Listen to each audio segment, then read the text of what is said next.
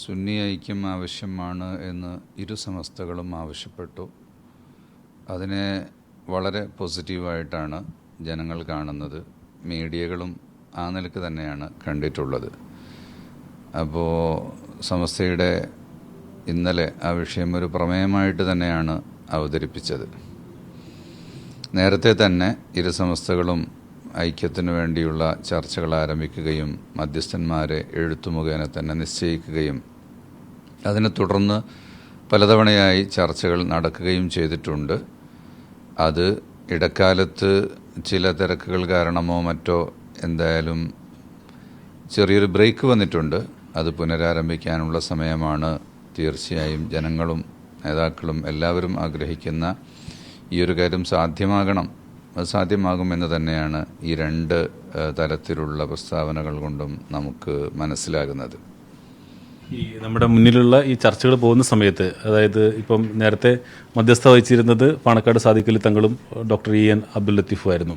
അപ്പം അവർ തന്നെ ആയിരിക്കുമോ മധ്യസ്ഥ വഹിക്കുക, അതല്ലെങ്കിൽ നമ്മൾ പുതിയൊരാളെ അല്ലെങ്കിൽ പുതിയ മധ്യസ്ഥരെ നമ്മൾ കണ്ടെത്തുകയാണോ ചെയ്യുക? എങ്ങനെയാണ് പ്രമേയത്തിൽ പറഞ്ഞിട്ടുള്ളത്? നേരത്തെ നിശ്ചയിച്ച പ്രകാരം തന്നെ കാര്യങ്ങൾ മുന്നോട്ട് പോവുക എന്നുള്ളതാണ്. അതിന് വല്ല തടസ്സവും ഉണ്ടായാൽ മാത്രമല്ലേ മറ്റു കാര്യങ്ങൾ ആലോചിക്കേണ്ടതുള്ളൂ.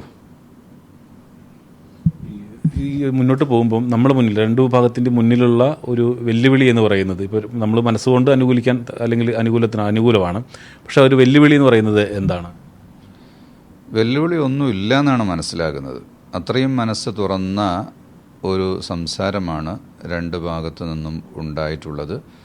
അണികളും അതേ രൂപത്തിൽ തന്നെയാണ് കാണുന്നത്. ഇനി അങ്ങോട്ടുള്ള ദിവസങ്ങൾ എല്ലാവരും, സോഷ്യൽ മീഡിയയും മറ്റു മീഡിയയും എല്ലാവരും ഇതിൽ ഐക്യത്തിലേക്ക് എത്തിക്കാൻ വേണ്ടിയുള്ള കാര്യങ്ങൾ മാത്രം പറയുകയും അനൈക്യത്തിലേക്ക് വകവയ്ക്കുന്ന രീതിയിലുള്ള യാതൊരു ചർച്ചകളും കൊണ്ടുവരാതിരിക്കുകയും ചെയ്യുക എന്നത് ഈ ഒരു സതുദ്ദേശത്തിന് കൂടുതൽ മാറ്റുകൂട്ടുകയും അതിന് വലിയ സപ്പോർട്ടായി മാറുകയും ചെയ്യും. ഞാനത് ചോദിക്കാൻ നിൽക്കുകയായിരുന്നു. കാരണം നമ്മുടെ പ്രമേയത്തിൽ തന്നെ ഒരു വാചകമുണ്ട്, അതായത് ഈ വാക്കുകളും പ്രവൃത്തികളിലും ഒക്കെ ജാഗ്രത വേണം എന്നുള്ളത്. അതിപ്പം സോഷ്യൽ മീഡിയയിൽ നോക്കുമ്പം അനുകൂലിച്ചും പ്രതികൂലിച്ചും ഒക്കെ വരുന്നുണ്ട്. അപ്പം അതുകൂടി ഓർമ്മപ്പെടുത്തുകയാണോ? രണ്ടു വിഭാഗത്തിൻ്റെ ഭാഗത്തുനിന്നും ഇത്തരം ജാഗ്രതകൾ വേണമെന്നുള്ളത് അതൊരു ജനറൽ സ്റ്റേറ്റ്മെൻ്റാണ്. പൊതുവെ എന്ത് സംസാരം ഉണ്ടാകുമ്പോഴും മനുഷ്യരുടെ ഭാഗത്ത് നിന്ന് അവരുടെ മനുഷ്യ സഹജമായ വാക്കുകളിൽ പലതും വന്നു പോകാനുള്ള സാധ്യതയുണ്ട്. അങ്ങനെ വരാതിരിക്കാൻ വേണ്ടി എല്ലാവരും പ്രത്യേകം സൂക്ഷിക്കണം എന്നാണ് പറഞ്ഞിട്ടുള്ളത്. ഇത് നേതാക്കന്മാർക്കും സാധാരണക്കാർക്കും പൊതുപ്രവർത്തകർക്കും എന്നല്ല, പുറമേ നിന്നുള്ള ആളുകൾക്കുൾപ്പെടെ അത് ബാധകമാണ്. കാരണം ഈ ഒരു ലക്ഷ്യം സാക്ഷാത്കരിക്കണം എന്നതിലേക്ക് എല്ലാവരും മുന്നിട്ട് വരേണ്ടതുണ്ട്. അതിനകത്ത് പറയുന്നൊരു കാര്യം, കുനിയിൽ വെച്ച് നടന്ന സമ്മേളനത്തിൽ ജിഫ്രി തങ്ങൾ പറഞ്ഞൊരു വാക്കാണ്, ഗർവാപ്പസി എന്നൊരു വാക്ക് ഉപയോഗിച്ചതാണ് ഇത്തരം ഒരു വ്യാഖ്യാനത്തിന് വന്നിട്ടുള്ളത്. അങ്ങനെ അദ്ദേഹം ഉപയോഗിച്ചത് ഒരു തെറ്റായ അർത്ഥത്തിലാണോ എന്ന് കരുതുന്നുണ്ടോ?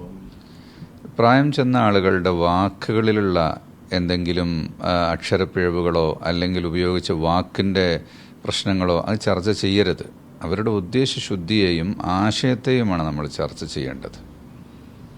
മറ്റൊന്ന്, ഈ സമ്മേളനത്തിൽ തന്നെ ഇടുന്ന മറ്റൊരു പ്രധാനപ്പെട്ട പ്രമേയം എന്ന് പറയുന്നത് മതരാഷ്ട്രവാദം ഉന്നയിക്കുന്ന ആളുകളെ ജാഗ്രതയോടുകൂടി കാണുക എന്നുള്ളതാണ്.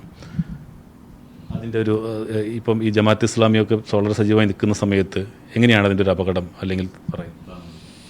അത് സമസ്ത വളരെ അസന്നിഗ്ധമായി പറഞ്ഞിട്ടുള്ളത്, അത്തരം ചിന്താഗതികളുള്ള ആളുകൾക്ക് പൊതുമുഖം നൽകുകയും അവർക്ക് മുഖ്യധാരയിലേക്ക് കടന്നു വരാനുള്ള അവസരമൊരുക്കുകയും ചെയ്യുക എന്ന് പറയുന്നത് ജനാധിപത്യത്തിന് അത് ക്ഷതം വരുത്തുന്നതാണ്. അത്തരം കാര്യങ്ങളിൽ നിന്ന് എല്ലാ രാഷ്ട്രീയ പാർട്ടികളും മുന്നണികളും വിട്ടുനിൽക്കണം എന്നുള്ളതാണ്. സമസ്ത പണ്ടുകാലം മുതലേ പറയുന്നതാണ്. ഈ ഇരു സമസ്തയുടെയും സമ്മേളനങ്ങളിലും ഈ പ്രമേയം വന്നിട്ടുമുണ്ട്.